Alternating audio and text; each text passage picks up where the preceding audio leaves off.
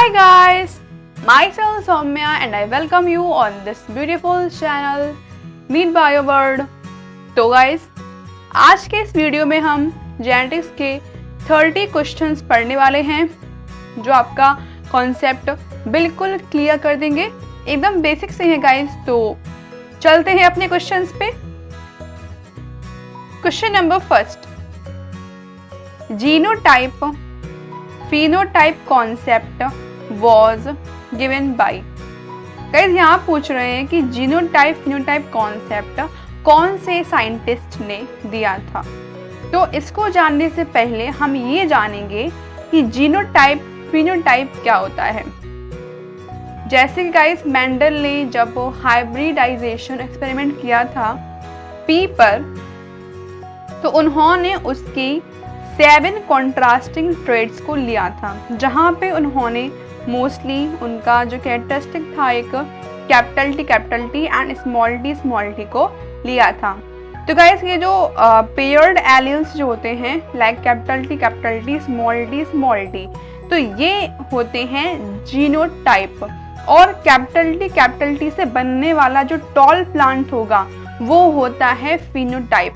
जैसे capital T जो है वो टॉल प्लांट को बनाएगा एंड स्मॉल टी जीन जो है वो ड्राफ्ट प्लांट को बनाएगा। तो ये जो टॉलनेस और ड्राफ्टनेस जो है ये होता है इसका फिनोटाइप। और capital T and small T इनको हम बोलेंगे जीनोटाइप। तो इस कॉन्सेप्ट को दिया था सबसे पहले जोहानसन ने। तो answer is the A which is Johansson. Now, second question. Which plant was used by Mendel in his experiment? तो मेंडल ने कौन से प्लांट को अपने एक्सपेरिमेंट में यूज किया था। तो इसका आंसर है B which is Pisum sativum. अगर हम बात करें इसके कॉमन नेम की तो इसका कॉमन नेम होता है पी। बट गाइस आपको सिर्फ पी याद नहीं करना है। अगर जैसे एग्जाम में क्वेश्चन में पूछते हैं कि मेंडल ने कौन सी पी को यूज़ किया था अपने एक्सपेरिमेंट में, तो इसका फुल आंसर होगा गार्डन पी। मेंडल ने गार्डन पी को यूज़ किया था अपने हाइब्रिडाइजेशन एक्सपेरिमेंट में, जिसका साइंटिफिक नेम होता है पाइसम सटाइवम। और मेंडल ने इसको ही क्यों यूज़ किया था? तो मेंडल ने इसको इसलिए यूज़ किया था बिकॉज इसकी जो लाइफ साइकिल थी वो काफ़ी छोटी थी। इसकी जो जनरेशन्स थी वो तुरंत ही आ जाती थी, मतलब लॉन्ग टाइम, या उसकी लॉन्ग टाइम नहीं था कि बहुत देर में वो शो करता हो जनरेशन्स को। ठीक है, मतलब इसका जो रिप्रोडक्टिव पीरियड था वो काफ़ी शॉर्ट था। Now third question, removal of anthers from flower is called. जब फ्लावर से एंथर्स को रिमूव करते हैं तो उसे क्या कहा जाता है? Answer is B which is emasculation, जो कि मेंडल ने किया था। बिकॉज गाइस जो पी थी हमारी उसमें सेल्फ पॉलिनेशन होता था। उसका फ्लावर कुछ ऐसा था कि उसके अंदर मेल और फीमेल दोनों ही पार्ट जो थे वो प्रेजेंट थे। तो मेंडल ने कहा कि हमें यहाँ पे क्रॉस पॉलिनेशन करना पड़ेगा। तो क्रॉस के लिए मेंडल ने 2 फ्लावर्स लिए और मेंडल ने एक फ्लावर के जो जितने भी एंथर्स थे वो हटा दिए। तो उसमें सिर्फ क्या बचा? उसमें सिर्फ फीमेल पार्ट बचा उस फ्लावर में गाइस, फिर सिर्फ फीमेल पार्ट बचा। और मेंडल ने फिर दूसरे फ्लावर्स के जो पॉलिन्स थे वो लेके फीमेल फ्लावर में डाल दिए थे, जिससे उनको डिजायरेबल सीड्स मिल गए थे। Now fourth question, The cross of F1 individual with either of the 2 parent is known as। यहाँ बोल रहे हैं जब F1 इंडिविजुअल का क्रॉस होता है 2 में से कोई एक पेरेंट के साथ में, तो उसे क्या कहा जाता है? तो answer is A which is a back cross. जैसे गाइज जब capital T and small T का क्रॉस हुआ था, तो ये दोनों यहाँ पे पेरेंट थे। इनके क्रॉस से हमें capital T and small T hybrid मिला था, जो कि F1 इंडिविजुअल में आता है। तो अगर guys capital T small T का क्रॉस होता है किसी भी एक पेरेंट के साथ में, मान लो अगर इसका क्रॉस कैपिटल टी के साथ में हो रहा है या स्मॉल टी के साथ में हो रहा है तो उसे कहा जाएगा back cross. Now fifth question, law of purity of gametes also known as, यहाँ पूछ रहे हैं कि law of purity of gametes जो मेंडल का फर्स्ट लॉ है उसे हम और क्या बोलते हैं? So answer is B, which is law of segregation.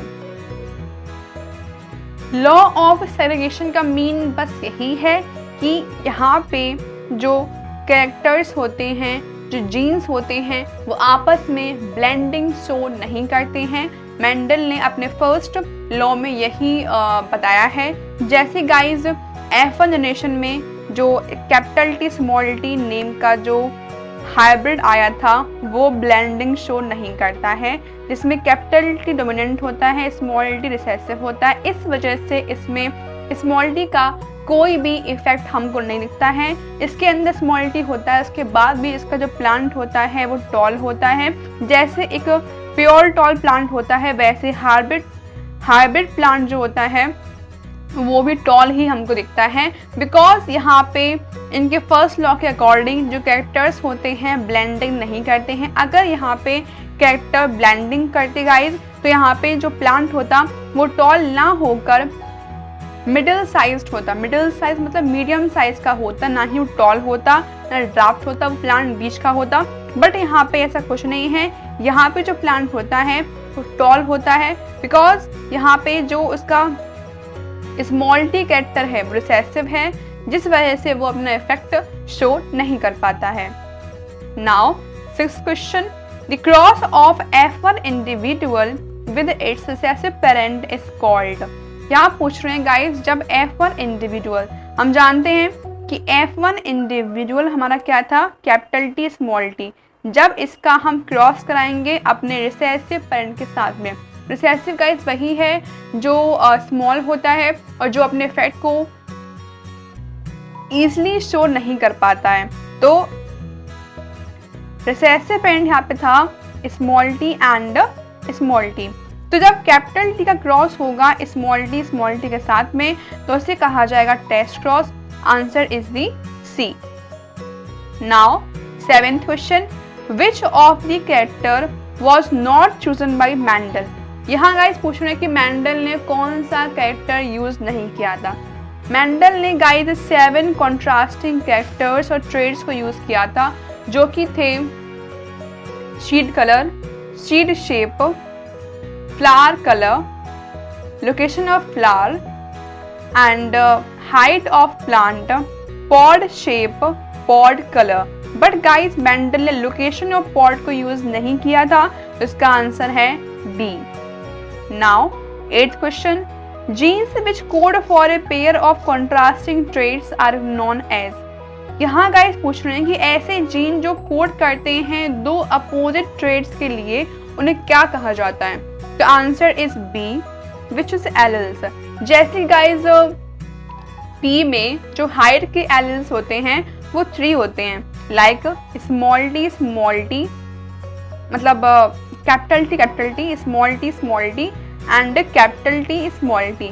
तो ये 3 एलिल्स मेंडल ने लिए थे पी की हाइट के लिए और जो हमको मिले भी थे। तो ये होते हैं एलिल्स जिनके अंदर 2 अपोजिट ट्रेड्स प्रेजेंट होती हैं।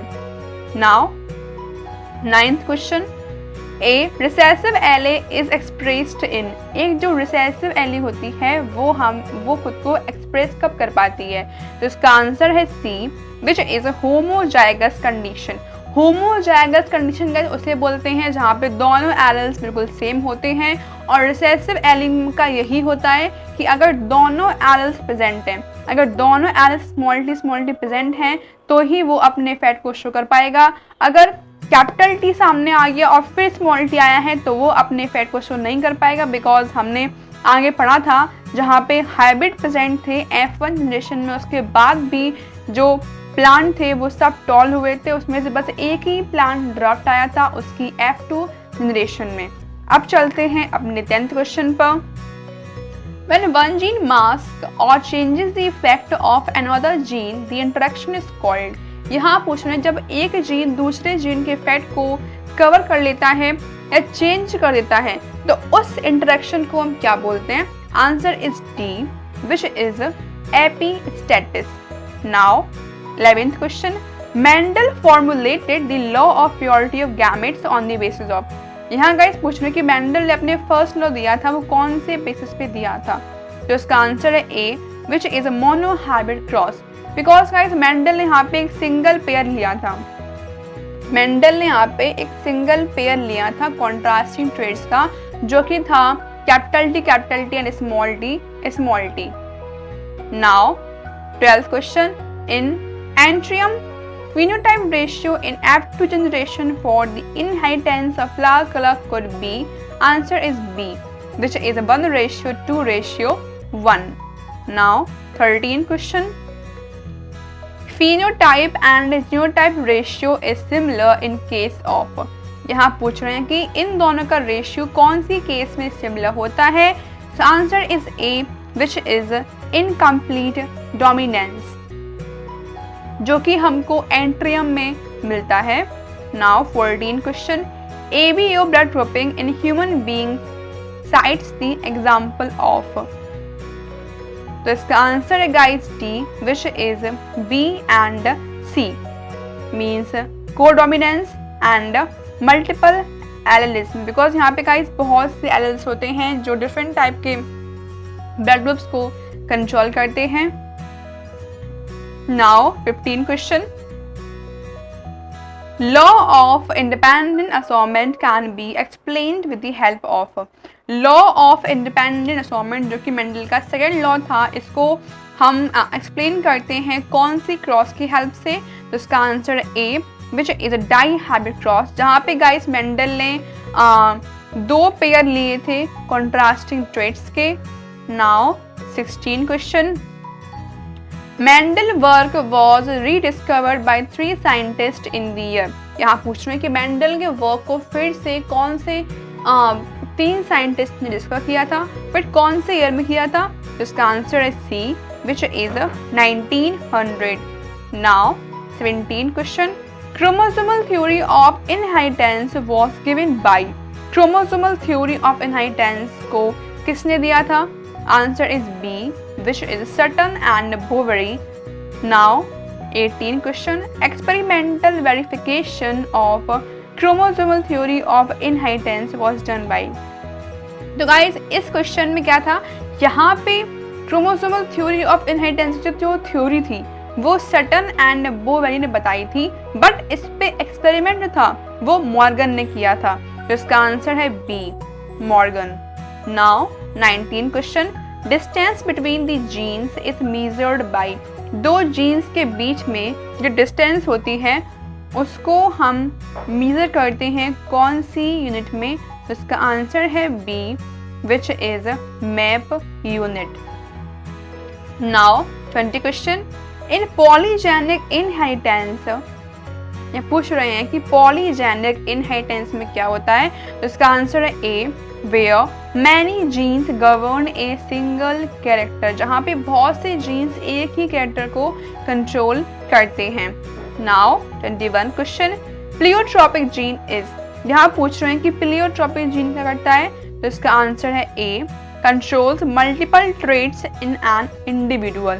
ये एक ऐसा जीन है जो एक इंडिविजुअल की बहुत सी ट्रेट्स को कंट्रोल करता है.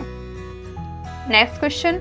Number of autosomes present in liver cells of a human female. यहाँ पूछ रहे हैं कि ह्यूमन फीमेल के लिवर सेल्स के अंदर कितने ऑटोजोम्स प्रेजेंट हैं. तो इसका आंसर हो जाएगा guys B which is 22 pairs, जो कि बहुत इंपॉर्टेंट क्वेश्चन है.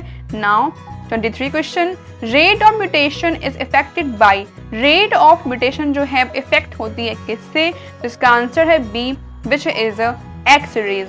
Now 24th question.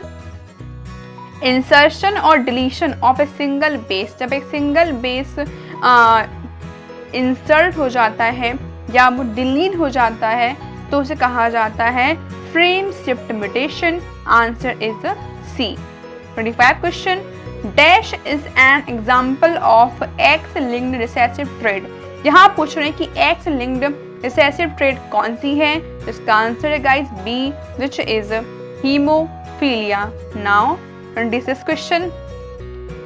Klinefelter syndrome is characterized by a karyotype of, answer is D, which is XXY. Guys, ये Klinefelter syndrome कब होता है? Klinefelter syndrome तब होता है जब एक एक्स्ट्रा क्रोमोसोम नॉर्मल क्रोमोसोम के पास आ जाता है। जैसे एक नॉर्मल बेबी गर्ल बनने के लिए हमें XX क्रोमोसोम चाहिए होते हैं और एक नॉर्मल बेबी बॉय के लिए XY क्रोमोसोम चाहिए होते हैं। बट इन दो के बाद भी जब एक और एक्स्ट्रा क्रोमोसोम आ जाता है तो उससे हो जाता है क्लाइनफेल्टर सिंड्रोम, जिसमें जो इंडिविजुअल होता है वो बिल्कुल एबनॉर्मल होता है। Now next question, failure of segregation of chromatids during cell division results in the gain or loss of chromosome. This is called, जब क्रोमेटिड्स का सेग्रीगेशन हो रहा होता है, जब वो उनका सेग्रीगेशन सही से नहीं हो पाता है और उसमें जब एक्स्ट्रा क्रोमोसोम आ जाते हैं या लॉस हो जाते हैं तो उसे कहा जाता है aneuploidy. Answer is the C. Now 28th question, father of a child is colour blind.